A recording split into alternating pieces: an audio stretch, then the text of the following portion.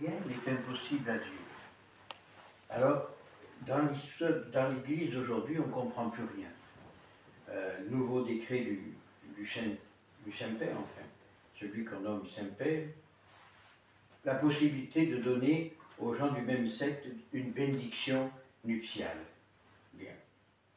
Rien n'est impossible à Dieu. Alors, est-ce que Dieu est dans tout ce cinéma?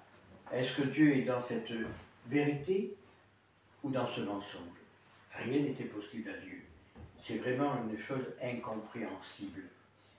Alors, que devons-nous faire? Suivre les directives de Rome ou se séparer de Rome? Suivre les directives de Rome ou s'éloigner de Rome? Rien n'était possible à Dieu. Donc, ce qu'il faut, c'est que nous nous enfonçons dans le cœur de Dieu et attendre ses directives. Je ne pense pas que ça ira très loin. Je pense que tous ces événements que nous voyons aujourd'hui sont des événements avant-coureurs, comme l'annonce faite à la Vierge par l'ange Gabriel qui y annonçait la rédemption.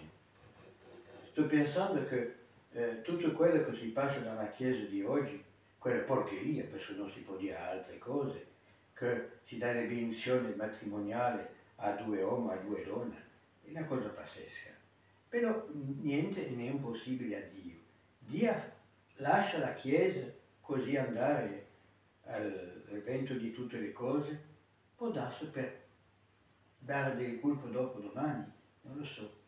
Però quella è la nostra posizione, dobbiamo seguire quello che viene di Roma o scappare di Roma. Dobbiamo seguire quello che viene di Roma o lasciare fare Roma dalla sua parte e noi viviamo come dobbiamo vivere. Quello non lo so.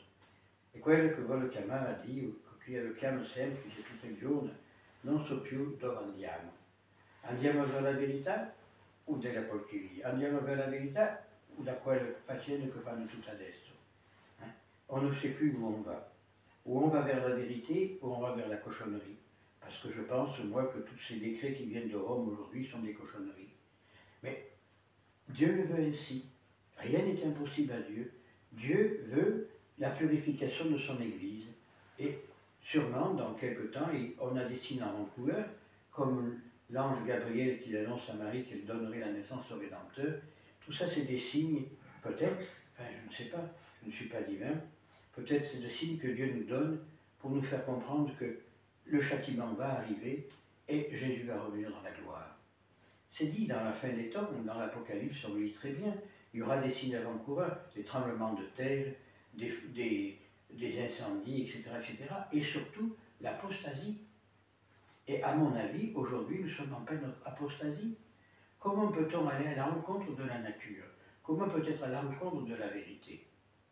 Moi, je dis bien, je n'ai rien contre personne. Ce que font les gens dans leur chambre, ce n'est pas mon problème. Ce n'est pas à moi qu'ils ont des comptes à rendre, c'est à Dieu. Mais quand même, si on réfléchit, la nature, elle est composée du plus et du moins. Une poule électrique, si elle a deux plus, elle éclate. Deux plus, elle éclate. Deux moins, elle ne brille pas.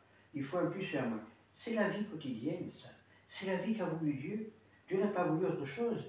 Maintenant, c'est vrai que dans l'amour, tout est beau, paraît-il, que chacun doit faire ce qu'il veut, c'est une nouvelle réglementation des laïcs, mais c'est surtout l'œuvre de la franc-maçonnerie. Parce qu'on a voulu tout détruire, la famille, la patrie et le sacré, et il ne reste plus rien.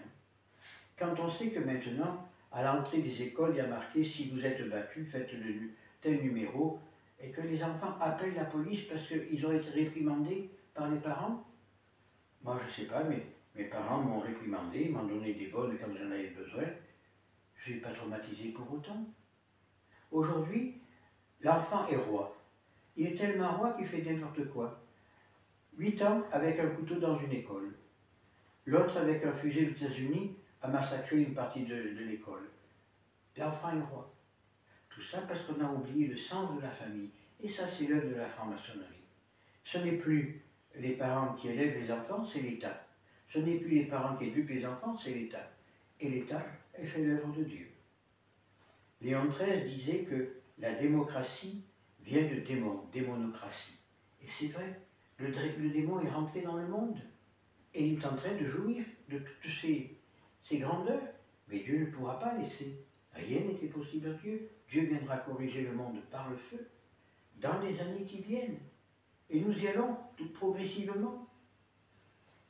Dieu a permis, par l'Esprit Saint, à ce que François Bergogle soit élu pape. Bien. Mais ipso facto, cet homme, parce que je ne peux pas dire autre chose, cet homme a perdu ses pouvoirs de juridiction par toutes les hérésies qu'il proclame. Mais il est pape, par la volonté de Dieu. Parce que si Dieu n'avait pas voulu, il ne serait pas.